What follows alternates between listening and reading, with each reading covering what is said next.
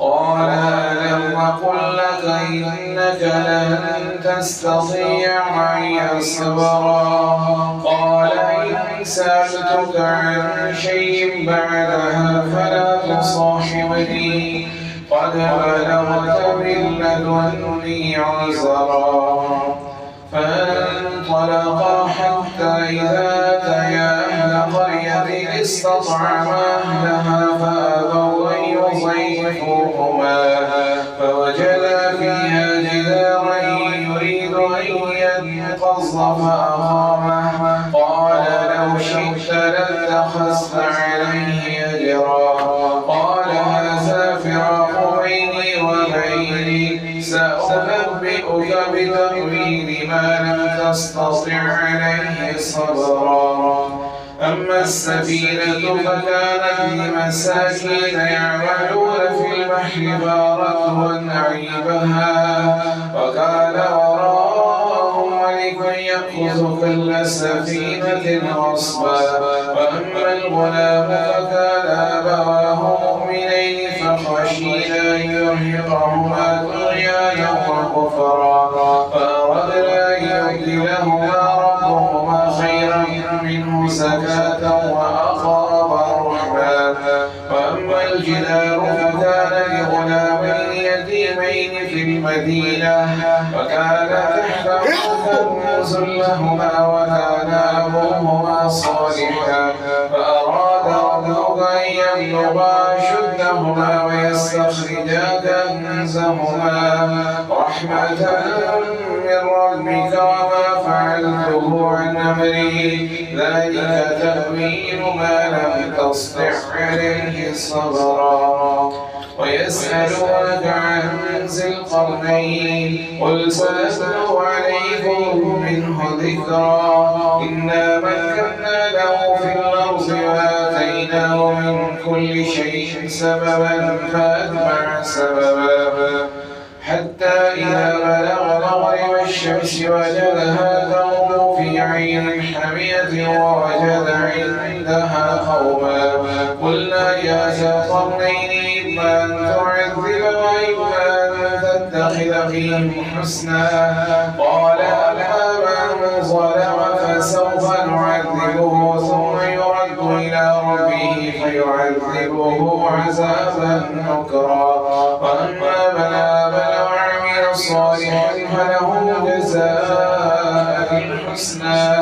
وسنقول له من أمرنا يسرا ثم أتبع سببا حتى إذا بلغ مطلع الشمس وجدها تطلع على قوم لم نجعل لهم من دونها سترا كذلك وقد أحطنا بما لديه خبرا ثم أتبع سببا حتى إذا بلغ بين السدين وجد من دونهما قوما لا يكادون يفقهون قولا قالوا يا ذا القرنين إن يأجوج ومأجوج مفسدون في الأرض فهل نجعل لك خرجا على أن تجعل بيننا وبينهم سدا قال ما مكني فيه ربي خير فأعينوني بقوة أجعل بينكم وبينهم ردما فأعينوني بقوة واجعل بينكم وبينهم ردما آتوني زبر الحديد حتى إذا ساوى بين الصدفين قال انفخوا حتى إذا جعله نارا قال آتوني يفرغ عليه قطرا فما استطاعوا أن يظهروه وما استطاعوا له نقبا قال هذا رحمة من ربي فإذا جاء وعد ربي جعله دكا وكان وعد ربي حقا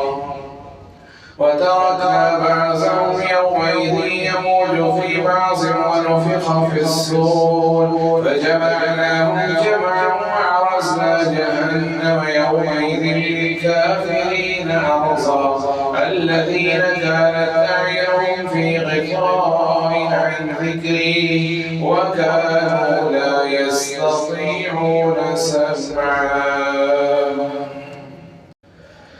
أفحسب الذين كفروا أن يتخذوا عبادي من دوني أولياء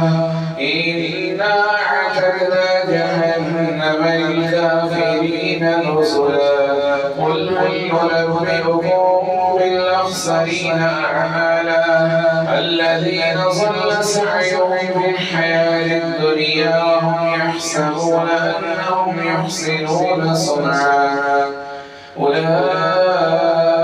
الذين كفروا بآيات ربهم ولقائه فحبطت أعمالهم فلا نقيم لهم يوم القيامة وزنا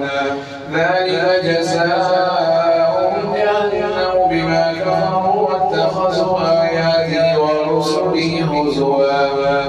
إن الذين آمنوا وعملوا الصالحات كانت لهم جنات الفردوس نزلا خالدين فيها لا يبغون عنها حولا قل لو كان البحر مدادا لكلمات ربي لنفد البحر قبل أن تنفد كلمات ربي ولو جئنا بمثله مددا قل إنما أنا بشر مثلكم يوحى إلي أنما إلهكم إله واحد فمن كان يرجو لقاء ربه فليعمل عملا صالحا ولا يشرك بعبادة ربه أحدا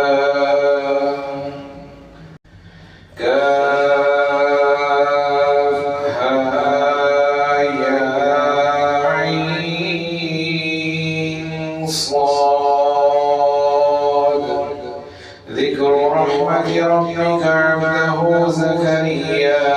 إذ نادى ربه نداء خفيا قال رب إني وهن العظم مني واشتعل الرأس شيبا ولم أكن بدعائك رب شقيا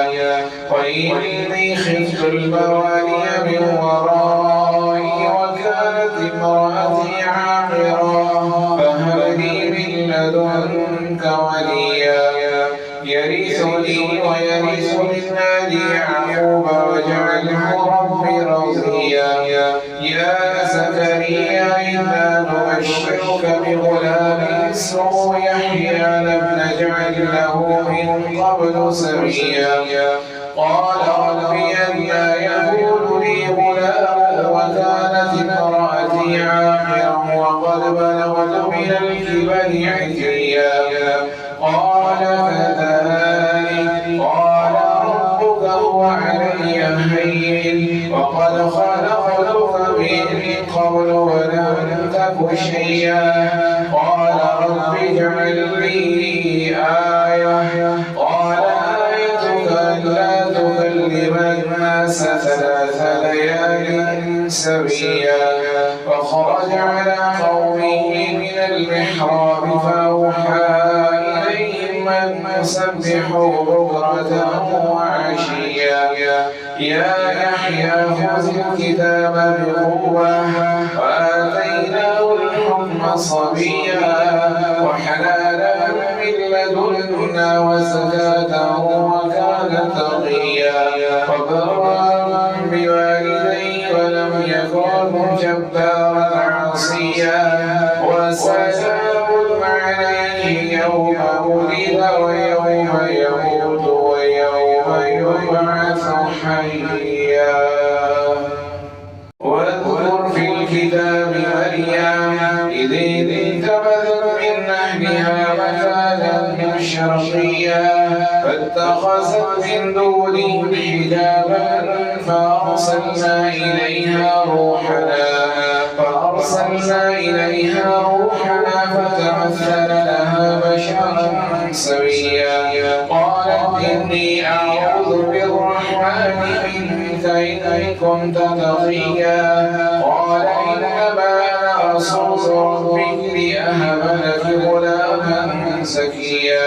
قالت أنى يكون لي غلام ولم يمسسني بشر ولم أك بغيا قال كذلك قال ربك هو علي هين ولنجعله آية للناس ورحمة منا وكان أمرا مقضيا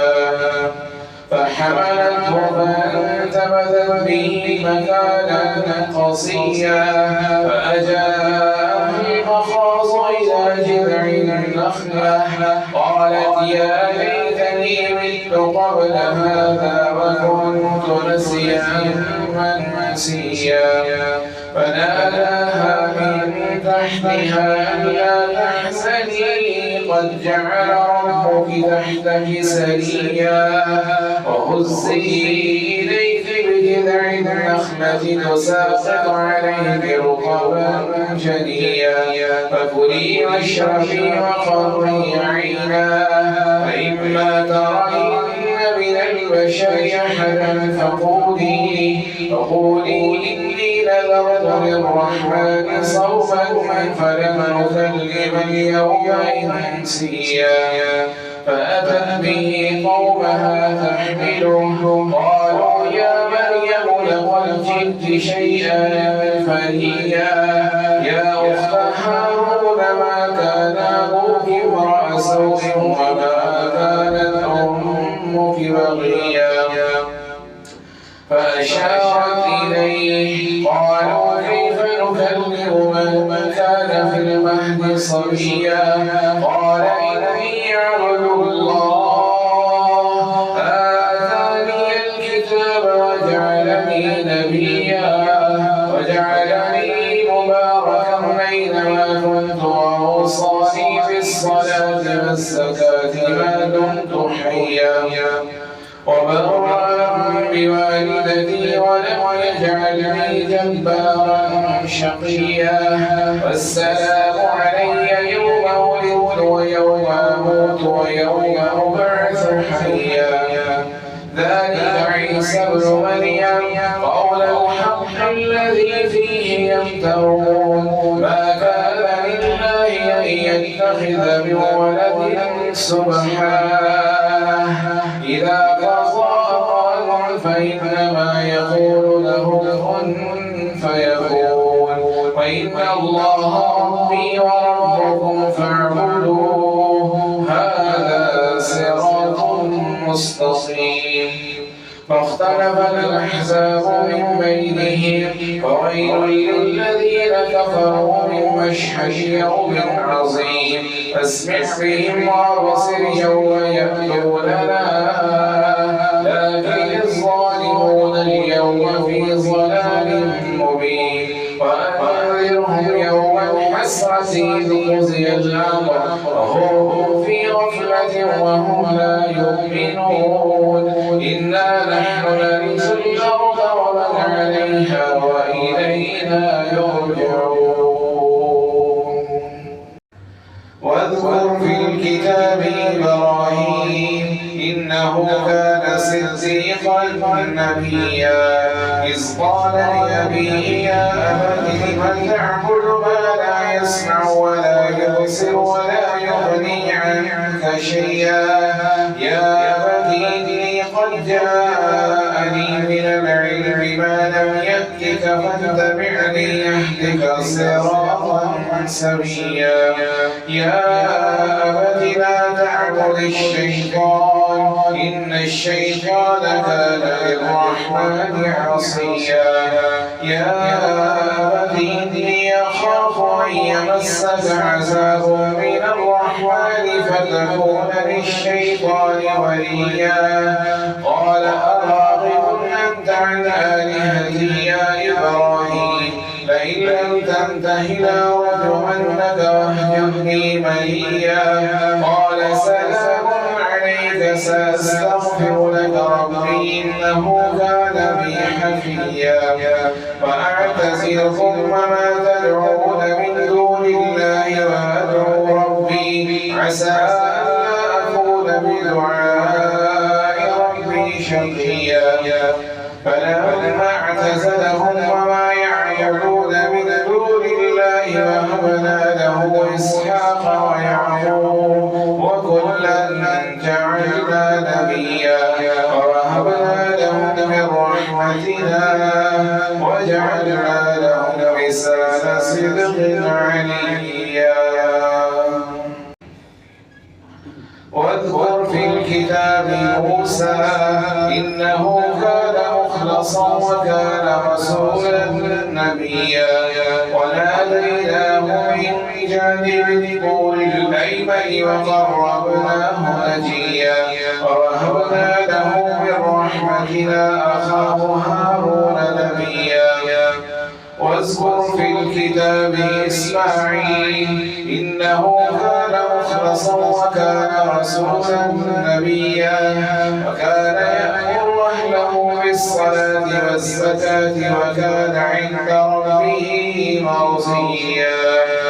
واذكر في الكتاب إدريس إنه كان صديقا نبيا ورفعناه مكانا عليا. أولئك الذين أنعم الله عليهم من النبيين من ذرية آدم وممن حملنا مع نوح ومن ذرية إبراهيم وإسرائيل وممن هدينا واجتبينا إذا تتلى عليهم آيات الرحمن خروا سجدا وبكيا. فخلف من بعدهم خلف أضاعوا الصلاة واتبعوا الشهوات فسوف يلقون غيا إلا من تاب وآمن وعمل صالحا فأولئك يدخلون الجنة ولا يظلمون شيئا. جنات عدن التي وعد الرحمن عباده بالغيب إنه كان وعده مأتيا. لا يسمعون فيها لغوا إلا سلاما ولهم رزقهم فيها بكرة وعشيا. تلك الجنة التي نورث من عبادنا من كان تقيا وما نتنزل إلا بأمر ربك له ما بين أيدينا وما خلفنا وما بين ذلك وما كان ربك نسيا. رب السماوات والأرض ويقول الإنسان أإذا ما مت لسوف أخرج حيا أولا يذكر الإنسان أنا خلقناه من قبل ولم يك شيئا. فوربك لنحشرنهم والشياطين ثم لنحضرنهم حول جهنم جثيا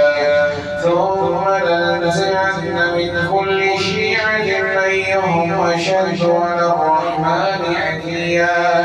ثم لنحن أعلم بالذين هم أولى بها صليا. وإن منكم إلا واردها كان على ربك حتما مقضيا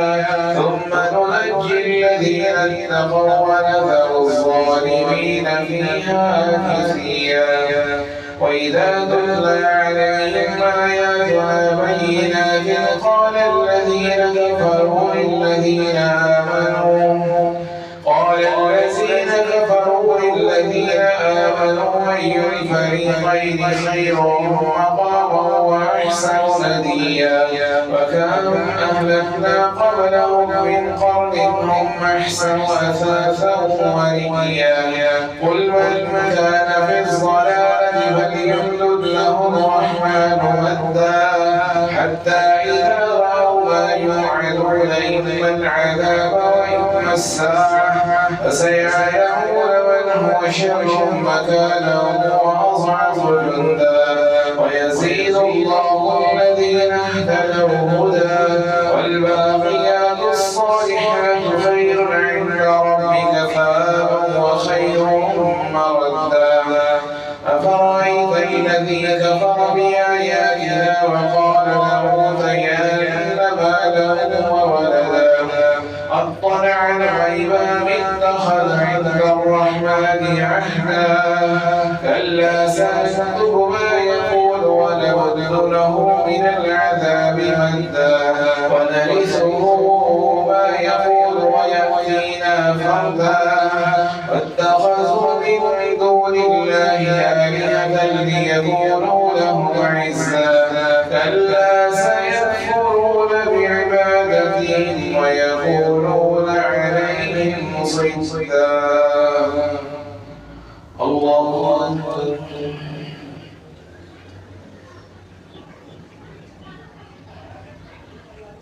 سمع الله لمن حمده.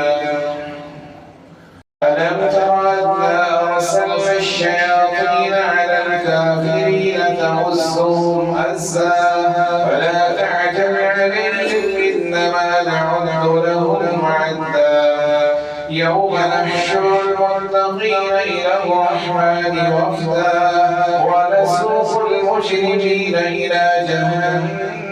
وردا لا يملكون الشفاعة إلا من اتخذ عند الرحمن عهدا وقالوا اتخذ الرحمن ولدا لقد جئتم شيئا إدا تكاد السماوات يتفطرن منه وتنشق الأرض وتخر الجبال هدا أن دعوا للرحمن ولدا وما ينبغي للرحمن أن يتخذ ولدا إن كل من في السماوات والأرض إلا آتي الرحمن عبدا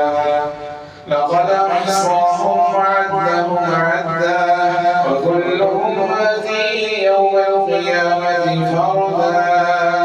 إن الذين آمنوا وعملوا الصالحات سيجعل لهم الرحمن ودا وإنما يسرناه بلسانك لتبشر به المتقين وتنذر به قوما لدا وكم أهلكنا قبلهم من قرن هل تحس منهم من أحد أو تسمع لهم ركزا. الله أكبر.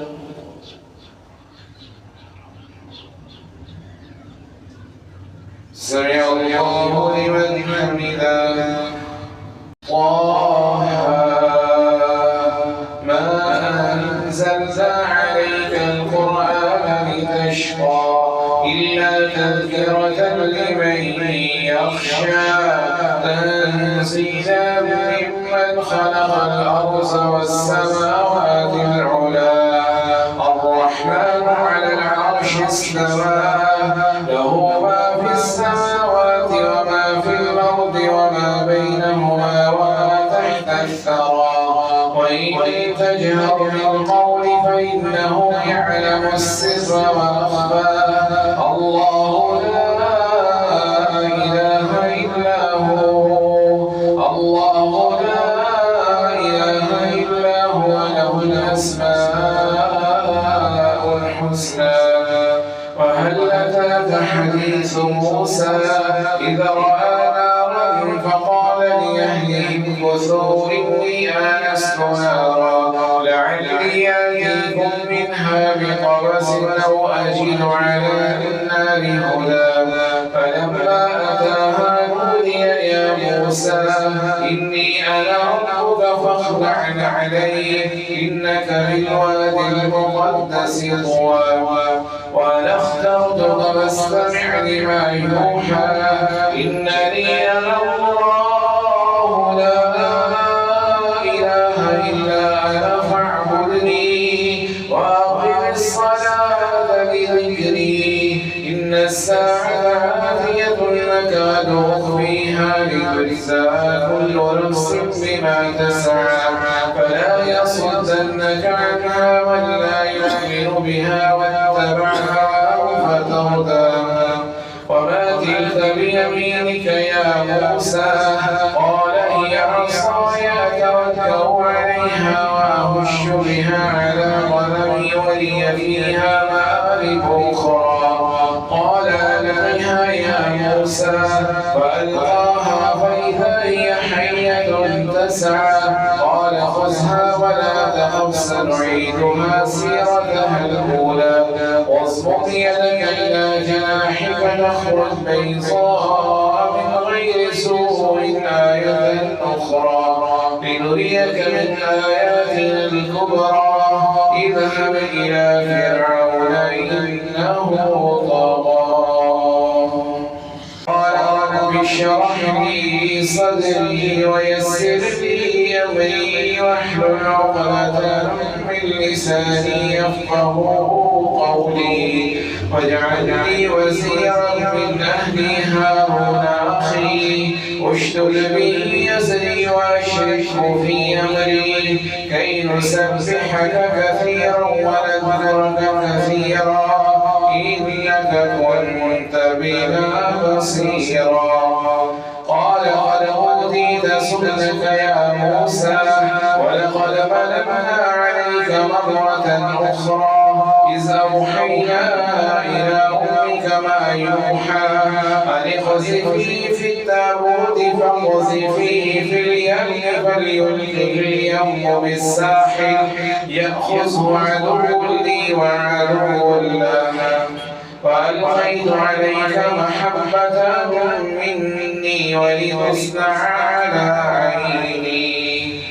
إذ تمشي أختك فتقول هل أدلكم على من يكفله ورجعناك إلى أمك كي تقر عينها ولا تحزن وقتلت نفسا فنجيناك من الغم وفتناك فتونا فلبثت سنين في أهل مدين ثم جئت على قدره يا موسى واصطنعتك لنفسي اذهب أنت وأخوك بآياتي ولا تنيا في ذكري اذهبا إلى فرعون إنه طغى فقولا له قولا لينا لعله يتذكر أو يخشى. قالا ربنا إننا نخاف أن يفرط علينا أو أن يطغى. قال لا تخافا إنني معكما أسمع وأرى. فأتياه فقولا إنا رسولنا ربك فأرسل معنا بني إسرائيل ولا تعذبهم قد جئناك بآية من ربك والسلام على من اتبع الهدى. إنا قد أوحي إلينا أن العذاب على من كذب وتولى. قال فمن ربكما يا موسى؟ قال ربنا الذي أعطى كل شيء خلقه ثم هدى. قال فما بال القرون الأولى؟ قال علمها عند ربي في كتاب لا يضل ربي ولا ينسى. الذي جعل لكم الأرض مهدا وسلك لكم فيها سبلا وأنزل من السماء ماء فأخرجنا به أزواجا من نبات شتى كلوا وارعوا أنعامكم إن في ذلك